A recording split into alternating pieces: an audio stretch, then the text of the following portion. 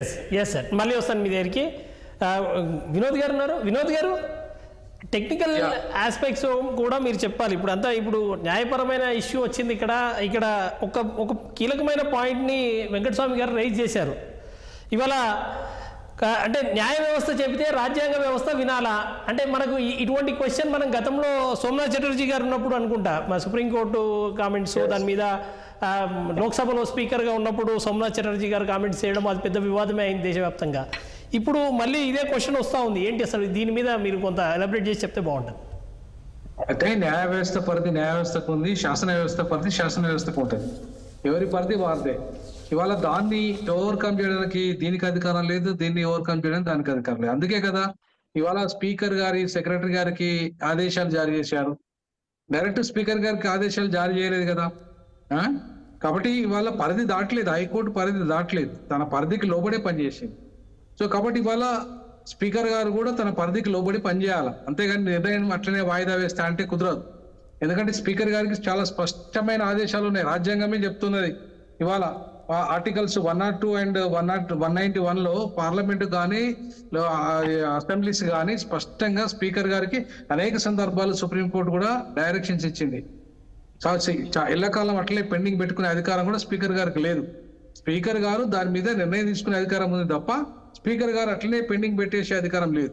కాబట్టి స్పీకర్ గారు నిర్ణయం తీసుకునే పెట్టకుండా అట్లే పెండింగ్ పెట్టి నేను ఇవాళ న్యాయం చేస్తున్నట్టుగా నటిస్తే నడవదు.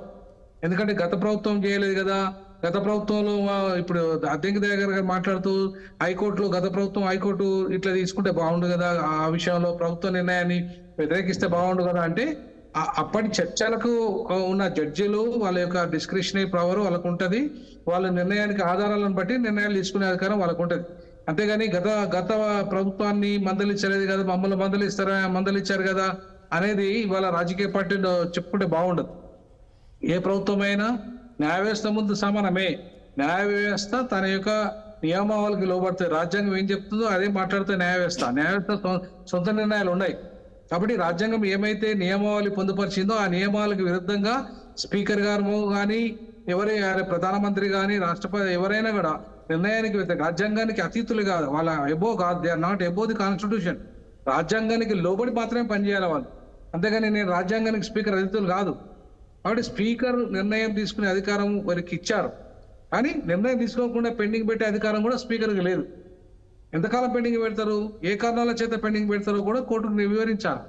ఎందుకు ఇంతకాలము పెండింగ్ లో పెట్టారు, ఏ కారణాల చేత పెండింగ్ లో పెట్టారు అనే విషయాలు కూడా కోర్టు రేపు అడుగుతూ వివరించాల్సిన బాధ్యత కూడా ఉంది.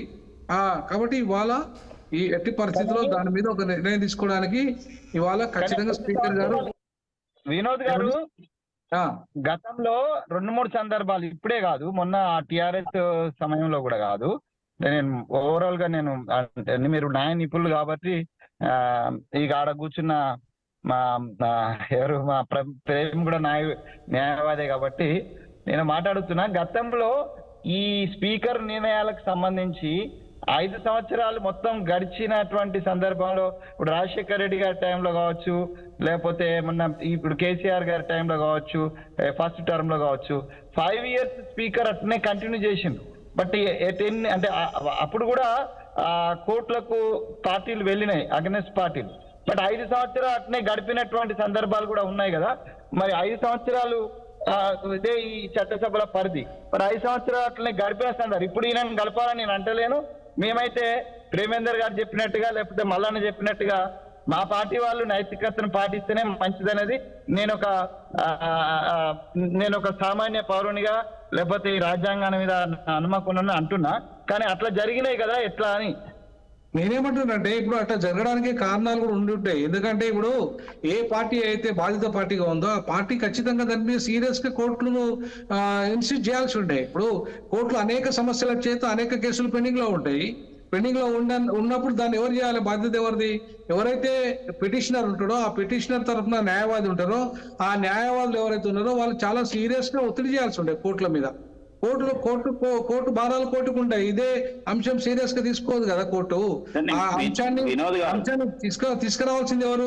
ఆ పార్టీ ఏ పార్టీలో అయితే కోర్టు మీద ఒత్తిడి చేసి పెట్టుకుంటుందంటారా? కోర్టు మీద అంటే ఖచ్చితంగా ఇప్పుడు ఖచ్చితంగా కోర్టుకు చాలా పెండింగ్ కేసులు ఉంటాయండి. ఈ ఒక్క కేసే ఉండదు. లేకపోతే ఈ రాజకీయ పార్టీల కేసులే కోర్టు పొద్దు మనం చూడదు. అనేక రకాల కేసులు ఉంటాయి కోర్టుకు. కాబట్టి ఎప్పుడైతే ఈ న్యాయవాదులు ఆ కోర్టును తీసుకొచ్చి దాన్ని సరిగా న్యాయం చేసేటట్టుగా ఉంటే ఖచ్చితంగా కోర్టు నిర్ణయం తీసుకునే అధికారం ఉండేది. కానీ కోర్టు దృష్టికి రాకపోతే కోర్టులు కూడా ఏం నిర్ణయం తీసుకుంటాయి? ఖచ్చితంగా అది చేయాల్సిన బాధ్యత కూడా వారిదే కదా, పిటిషనర్స్దే కదా. ఏ పిటిషనర్ అయితే కోర్టులో కేసు వేసాడో ఆ పిటిషనర్ తరఫున న్యాయవాది సీరియస్ గా కోర్టు దృష్టికి తీసుకొచ్చి ఇది ఇంకా చాలా పెండింగ్ పడుతుంది, వాళ్ళ 5 ఏళ్ల కాల పరిమితే కదా, ఈ కాల పరిమితిలో న్యాయం చేయకపోతే కోర్టులో న్యాయం చేసినట్టు ఏమైతుంది? జస్టిస్ డిలేడ్, జస్టిస్ డినైడ్ కదా. మరి అట్లాంటి పరిస్థితులలో స్పీకర్ నిర్ణయం తీసుకోకపోతే వాళ్ళకి న్యాయం జరిగినట్టు కాదు కదా. కాబట్టి పిటిషనర్ కు న్యాయం చేయడమే కోర్టు యొక్క బాధ్యత. దానికి న్యాయవాది తీసుకోవాల్సిన బాధ్యతను కోర్టుల మీద నెట్టేస్తే నడవదు. కోర్టులు నిర్ణయం ఎప్పుడు తీసుకుంటారు? న్యాయవాది సరిగా తీసుకొచ్చి కోర్టు ముందర ఎవిడెన్స్ ప్రూవ్ చేసినప్పుడే కోర్టు నిర్ణయం తీసుకునే అధికారం ఉంటుంది. అంతేగాని న్యాయవాది కోర్టు డైరెక్ట్ గా సుమోటోగా తీసుకునే పరిస్థితి లేదు. ఎందుకంటే ఇది సుమోటో తీసుకునే కేసు కాదు కూడా. ఇవాళ స్పీకర్ పరిధిలో ఉన్న అంశం ఏదైతే ఉందో ఆ అంశాన్ని చాలా సీరియస్ గా ఇవాళ తీసుకొచ్చి కోర్టు పరిధికి తీసుకొచ్చి న్యాయానికి సంబంధించి మాకు అన్యాయం జరుగుతుంది, మీరు తొందరగా నిర్ణయం తీసుకుంటలేరు స్పీకర్ గారు, వారిని ఆదేశిస్తూ ఇవాళ నిర్ణయం తీసుకోండి అని చెప్పేసి కోర్టు దృష్టికి తీసుకురావాల్సి ఉండే. అప్పుడు కోర్టు ఏం నిర్ణయం తీసుకునేదో మనం ఆ కోర్టును అయితే తప్పు పట్టలేం కదా. ఎస్. ఓకే.